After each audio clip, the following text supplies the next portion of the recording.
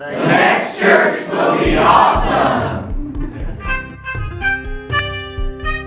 Basically, the human brain is a pattern recognition machine. We're very good at looking around us and seeing things that connect to each other and putting them together in patterns so that we can make decisions off that basis. Even if those patterns actually aren't based on anything real, but, just fake associations that we've connected in our minds.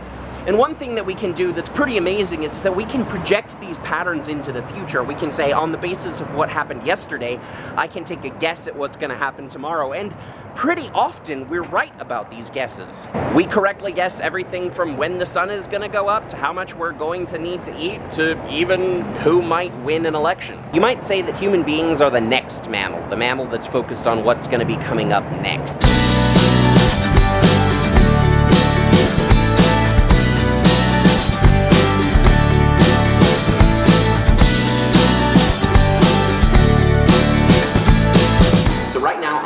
Georgia at Next Church 2016, which is a conference organized for leaders in the Presbyterian Church, the PCUSA, the denomination that I'm a part of, for us to be able to vision and dream about what's coming in the future for the denomination, what kinds of manifestations church might make tomorrow. In other words, it's for us to ask what's next as it relates to church. So in thinking about what's coming next for the Presbyterian Church, I asked a bunch of you on Facebook to give me one adjective to complete the sentence.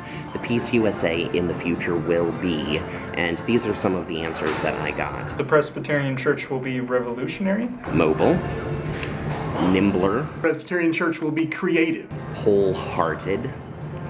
Focused. Presbyterian Church will be riskier. From Denise Anderson Browner, we hope so. Presbyterian Church will be inclusive. The Presbyterian Church will be justice-oriented. Free.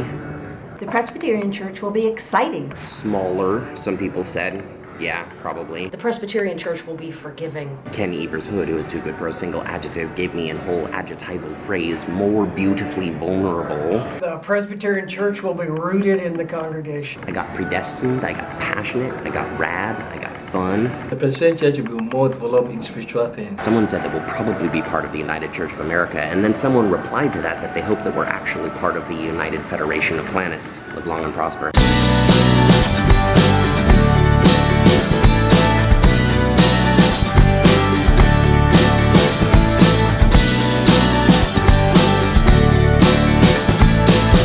This trick of the human brain is that we can recognize patterns and read them into the future to predict what's coming next. It's far from foolproof. First of all, it's susceptible to the flaw of inductive reasoning, which means that just because something has happened in the past, many times even, doesn't guarantee that it's going to happen the same way tomorrow. They have a term for this in sports. It's called the hot hand fallacy. When an athlete gets on a streak doing really well, people tend to think that just because they're currently doing really well in this streak that they're likely to continue doing well, and that proves not to be true. But maybe even the bigger challenge we have in predicting the future is that it's nearly impossible to separate out our anxieties, fears, aspirations, hopes, and dreams from what our brain is actually recognizing as a pattern that may repeat itself. As you listen to those adjectives describing what the Presbyterian Church will be in the future, some of them seem like predictions based on current trends. Smaller. Some of them seem more like spin, trying to put a positive light on something widely viewed as a negative. Nimbler. And some of them are straight up aspirational, not necessarily things that we think the Presbyterian Church would become if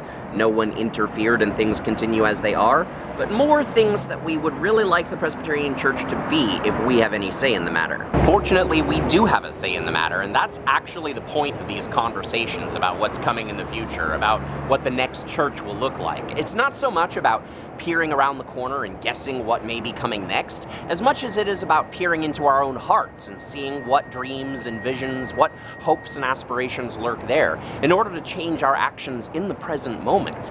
In other words, it's about creating the next church, not just waiting for it to come around. Well, here we are after the end of a second day here at Next Church in Atlanta. It's been an incredible couple days so far. I got the privilege of teaching 2 workshops here at the convention. One on the sort of practical side, the how-to of making a YouTube video, and during that workshop we actually recorded some footage and stuff, and I'm assembling the video now, this video that you're watching.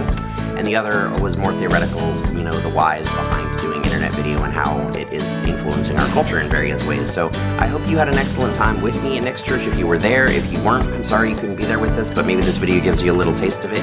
And for all of you who found me through Next Church and are seeing this video and coming to my channel, I hope you'll subscribe and comment and that you'll start making videos yourself. Thanks for watching.